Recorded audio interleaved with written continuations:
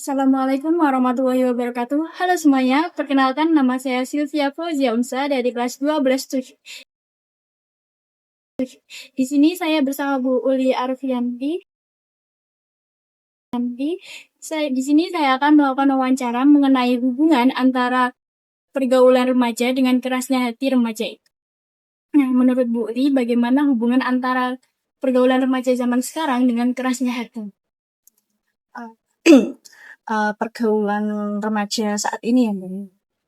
Seharusnya sebagai anak remaja sudah bisa membedakan, sudah bisa memilah mana hal yang baik dan mana yang tidak baik. Dari situ kita nanti bisa membentuk karakter kita dalam bergaul. Apalagi ini terhubungannya dengan kerasnya hati. Kalau anak-anak remaja sudah terbiasa bergaul di lingkungan yang berbuat dosa, biasa berbuat maksiat, itu nanti bisa membuat hatinya itu menjadi keras. Keras di sini tuh maksudnya yang tadinya sebelum terjerumus ke pergaulan yang tidak baik itu, tidak sehat itu, ketika misalnya ya lupaan sholat itu ada perasaan kayak gelisah. Termasuk saya tadi kok lupa tidak melaksanakan sholat. Tapi karena pergaulan yang semacam itu, ini jadi bisa menjadikan ketika melakukan perbuatan dosa itu tidak apa. Ringan saja, nggak ada masalah gitu loh, tenang. Sudah terbiasa. Ya, tidak hanya itu. Terbiasa berkata kasar yang tadinya perkataan itu tabu diucapkan terus karena sekarang pergaulannya lingkungannya seperti itu jadi ya terbiasa. Jadinya itu bukan hal yang masalah. Jadi ini bisa membentuk karakter keras hati. Jadi bisa tidak punya hati nurani, enggak enggak gelisah ketika melakukan salah, merasa tidak berdosa ketika melakukan perbuatan dosa. Dan ini sangat gelis. Dengan orang-orang sangat menurut ini harus diterapkan.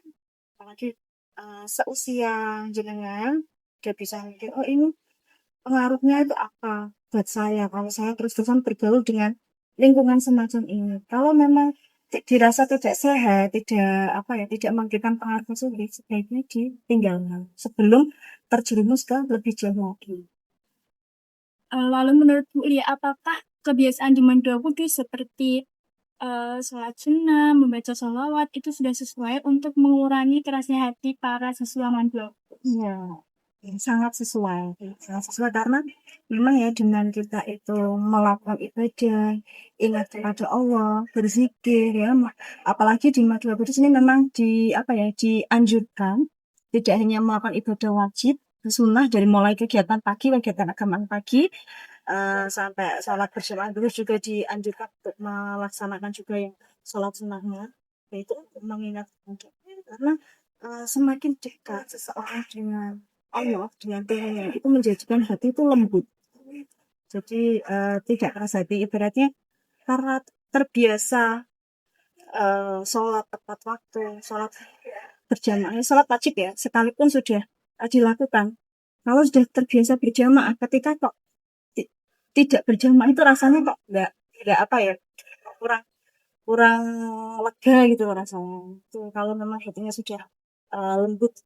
Tapi beda kalau balikannya. Kalau memang benar, sholat itu bisa mencegah perbuatan keji dan mental. Ketika dapat masalah besar, coba lihat. Ketika ada gelisah, sedih atau apa, coba beribadah, membaca Al-Quran, zikir. Itu pasti hati. Menurut Bu Uli, apakah faktor lain yang paling besar pengaruhnya selain pergaulan yang menyebabkan kerasnya hati para siswa? Mungkin bisa jadi yang bisa pembiasaan diri di rumah ya. Apa itu? Kadang kan ada orang tua yang terlalu memanjakan anak. Nah, ini yang bisa menjadi anak itu keras hati. Ketika anak melakukan kesalahan, itu terus dimaklumi. Oh masih kecil, masih anak. Tidak ditegur, tidak dinasehati, apa?